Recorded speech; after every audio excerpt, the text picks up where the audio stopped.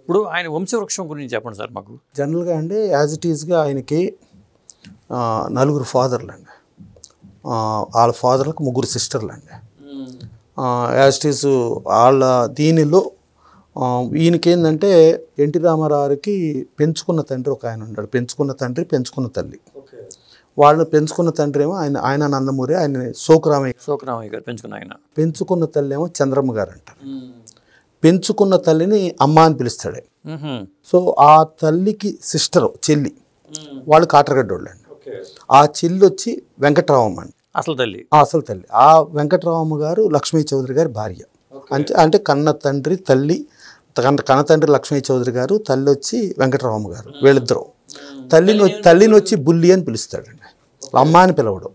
అమ్మ అని ఆయన పిలిచేది చంద్రమ్మ గారు. దాని తర్వాత బసవతారకం గారిని పెళ్లి టైంలో కూడా యాజ్ ఇట్ ఈస్గా వీళ్ళందరూ లక్ష్మీ చౌదరి గారు కానీ, లేకపోతే వెంకటరామ గారు కానీ, లేకపోతే లక్ష్మీ చౌదరి గారి బ్రదర్స్ వీళ్ళందరూ, రాజయ్య గారు, వీళ్ళందరూ నాగయ్య గారు, ఈ బ్యాచ్ అందరూ కూడా కలిపి వాళ్ళ మేనత్త అటు నుంచి చేద్దామని అనుకున్నారు. వీళ్ళు అది డిసైడ్ చేశారు. డిసైడ్ చేసి సొంత తండ్రి కాడి నుంచి అందరూ అదే ఫిక్స్ చేసి ప్రోగ్రామ్ ఇది చేశారు.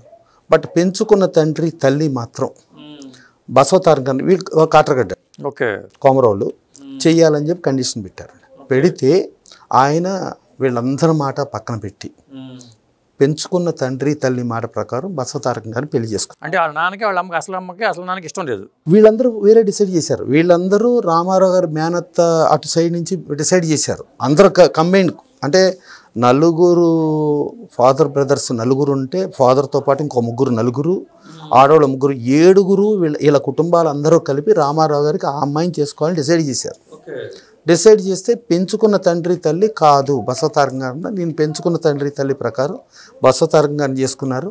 దానికి ఆ పెళ్లికి కన్న తండ్రి తల్లి రాలేదండి. అదేంటి రాకపోవడం అంటే వాళ్ళు అది డిసైడ్ చేశారు కదా. అది డిసైడ్ అంటే వాళ్ళ కుటుంబం అటు కుటుంబం కదా. కొమరోలు జరిగింది. సో వీళ్ళు ఈవెన్ రామారావు గారి మామగారు కానీ ఈవెన్ వీళ్ళందరూ కూడా ఒరిజినల్గా రామారావు పెంచుకున్న తండ్రికి కానీ కన్న తండ్రికి కానీ ఎవరైతే భార్యలు ఉన్నారో కాటరగడ్డ వాళ్ళు వేరే ఊరు నుంచి వచ్చి నిమ్మకూరులో స్థిరపడ్డారండి. నిమ్మకూరులో ఉండి ఇద్దరు ఉన్నారు. తర్వాత వచ్చేటప్పటికి బసవతారకం గారి సిస్టర్ ఉన్నారు కానీ సిస్టర్ కూడా మళ్ళా నందమూరి వాళ్ళకే చేశారండి. మళ్ళీ ఆయన చంద్రం గారు అని చెప్పి ఆయన నిమ్మకూరు ఆయనే. మళ్ళీ ఆళ్ళల్లో వచ్చేటప్పటికి 3 బ్రదర్స్ అండి. ఉమామహేశ్వరరావు, మల్లికార్జునరావు, రుక్మాంగరావు, 3 బ్రదర్స్ ఆవిడికి. 3 బ్రదర్స్ ఇక్కడ ఏంటంటే కాటరగడ్డ పెంచుకున్న తల్లి కన్న తల్లి కాటరగడ్డ అండి. రెండో తరంకి వచ్చేటప్పటికి రామారావు భార్యగా బసవతారకం గారు కాటరగడ్డ అండి. 3వ తరంగా మళ్ళా రామారావు పుట్టిన సాయికృష్ణ గారు భార్య వచ్చి మాధవమణి, ఆవిడ కాటరగడ్డ అండి. అంటే బామ్మర్ది కూతురే. అంటే 3 తరాలు కాటరగడ్డ ఇక్కడ క్యారీ అయినాయి. యాజ్ ఇట్ ఈస్గా క్యారీ అయ్యి ఇలా ఇదిలో ఎప్పుడు కూడా పెంచుకున్న తండ్రి తల్లినే టాప్ ప్రయారిటీ యాంగిల్లో, అలాగే కన్న తండ్రి వీళ్ళు కూడా పెట్టుకుంటా ఆయన కుటుంబం వంశవృక్షం మొత్తం అందరితో, అంటే వాళ్ళు ఇంటర్నల్గా ఉన్నా కూడా ఈయన ముందుకు నడపటంలో అందరినీ కలుపుకునే నడిపాడండి.